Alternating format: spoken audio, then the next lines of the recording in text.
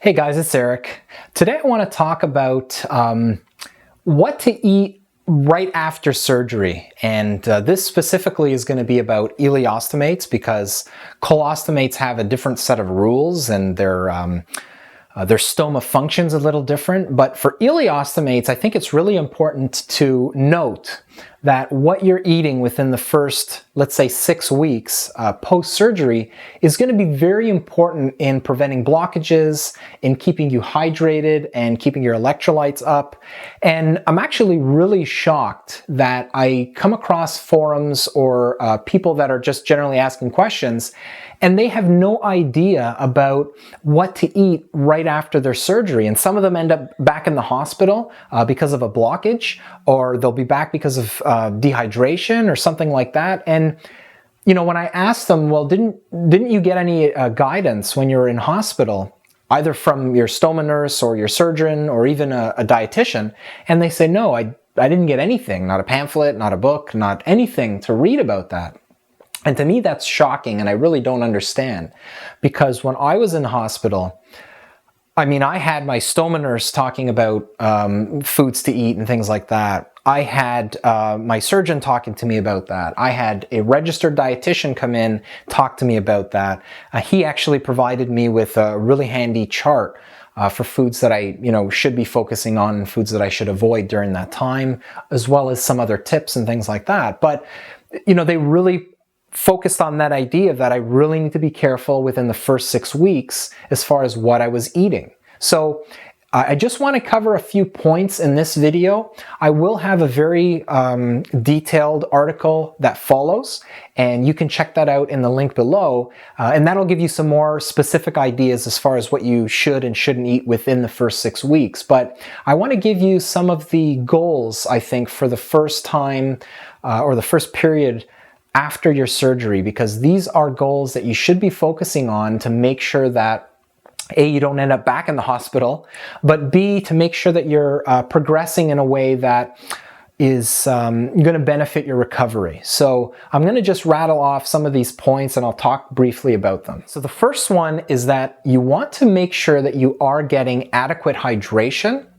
and at the same time, you want to make sure that your electrolyte levels are in balance. You're keeping up with that. So for most ileostomates, that means drinking 2 liters plus of fluid, and that will vary depending on how much output you have. So your doctor, and if they haven't mentioned this, please talk to them, or at least talk to your stoma nurse, but ask them what kind of target you should be aiming for as far as hydration goes, fluid intake and that sort of thing. Now, the second part of that is electrolytes, and primarily you want to focus on sodium and potassium. Your small intestine is not going to be absorbing electrolytes the same way that your colon would. So you do want to make sure that you're bumping up those levels of potassium and sodium and make sure that you are getting enough so that you don't run into issues with dehydration or an imbalance within that first period of time. To really be sure about stuff like electrolyte balance, you do want to get lab work done. So either blood tests or urine samples, and then you can decide whether or not, or your doctor can decide whether or not you need to bump up your efforts a bit. So the second goal within this period is to make sure that you're eating foods that are less prone to cause blockages. So you want to make sure that you are staying away from high fiber foods, high residue foods, things with skins on them. So a lot of the raw fruits and vegetables you're probably not going to be having, during that first 6 weeks.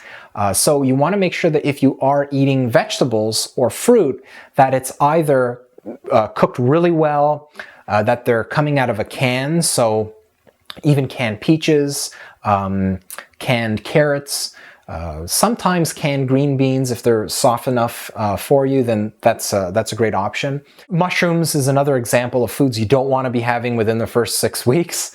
Raw nuts, and actually, as a matter of fact, nuts and seeds you should really avoid during that time unless it's from like a nut butter or a seed butter. So peanut butter, for example, the smooth kind is great.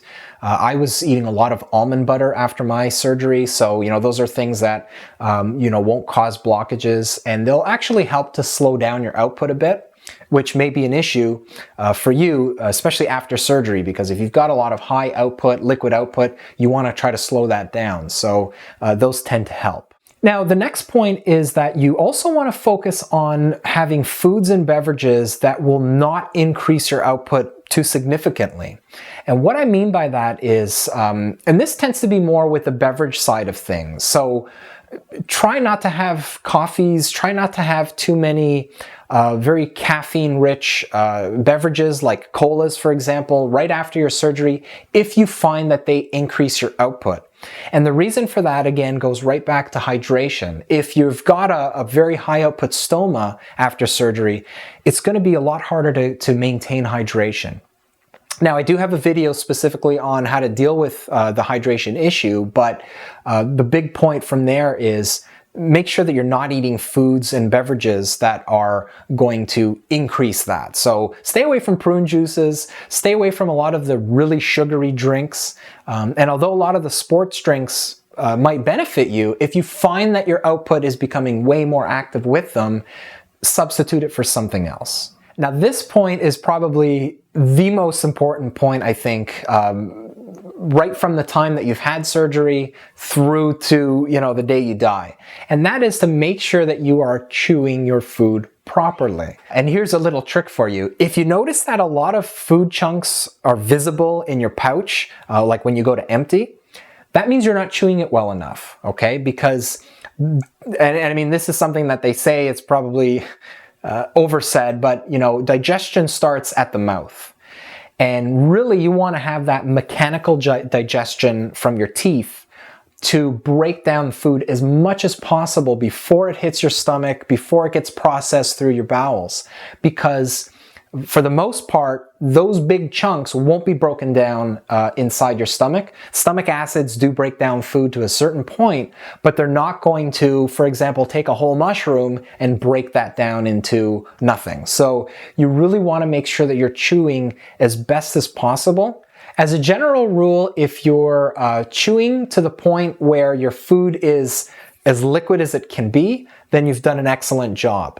If you take a few bites and swallow, you're going to have more issues like that. Even if it's something like white rice, I find that if I just power through the rice, my output is affected, and it's usually in a negative way. So, rice is a very easy food to digest for most people, but you still need to chew it. You still need to break down those little bits into a form that your body can readily process without any issues. So as an extension of chewing well, you might want to also focus on mindful eating. So that means don't rush through your meals.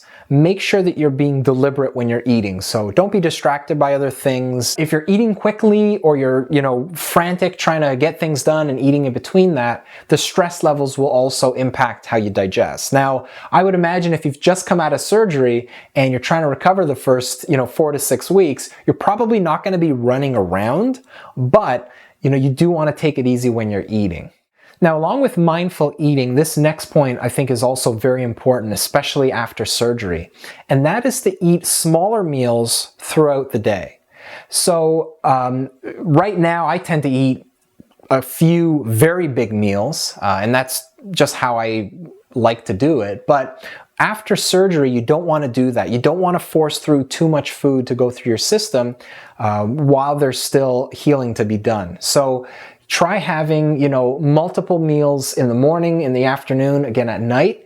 Try to make them small. Again, don't rush through them, but that will help to get things moving along at an easier pace. And it'll also help to reduce gas. I find that if you skip a meal or you have too much time in between meals, that will increase gas. And for the first little while, you'll probably find that your gas is way higher than what it eventually will be once your bowels have, settled down and gotten used to the idea of having an ostomy. So, small meals throughout the day, that's a good plan. So the next goal that you want to focus on is making sure that you keep your nutrition high during this period especially, because that will help you to heal. So making sure that you've got adequate intake of vitamins, minerals, proteins, that's going to be extremely important, and that will determine how quickly you'll recover and how fast you bounce back if you've been sick for a while. So if you're unable to eat enough nutrition from your food in that first little bit, it's perfectly fine to go with supplements, and that could be supplementing protein, that could be supplementing specific vitamins that you may need, or just going with a multivitamin. And a lot of the times your surgeon may actually recommend going with a multivitamin during that period, because sometimes for people that aren't used to eating again, it's really tricky to have a completely balanced meal, for every meal of the day, because, to be honest, we just weren't used to eating. So, stuff like that is going to be very new. I know for myself, I did rely on protein powder through that first little while, and I was also taking a multivitamin.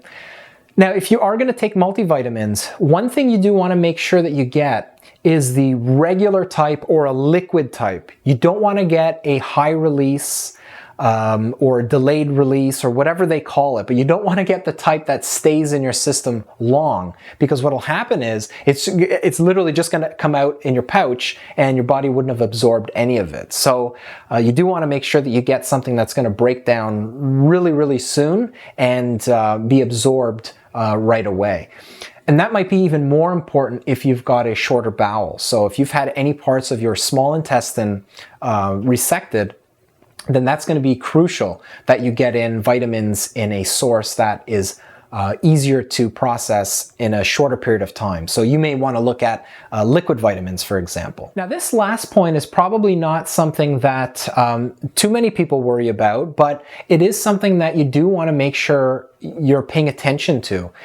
And that is to make sure that you're eating enough to maintain a healthy weight. Now, for some of us, myself included, I went into surgery underweight, and so I actually had a lot of weight to gain coming out of surgery. So for me, calories really weren't an issue. As long as I was eating food, as long as it was, high calorie, then that was good. But for some people, you do want to make sure that you're getting enough calories going into it. So you don't want to be losing weight after your recovery if you're already malnourished or thin or have been sick for a long time and you need to rebuild your body up. So keep track of your nutrients. I use something called Chronometer, and that's like a web app that you can get through your browser. I'll put a link below for that, but that comes in really handy to just track what I'm doing, as well as keeping a food diary that I can help track symptoms, for example, or the effects of certain foods. So that might be something to also add in there.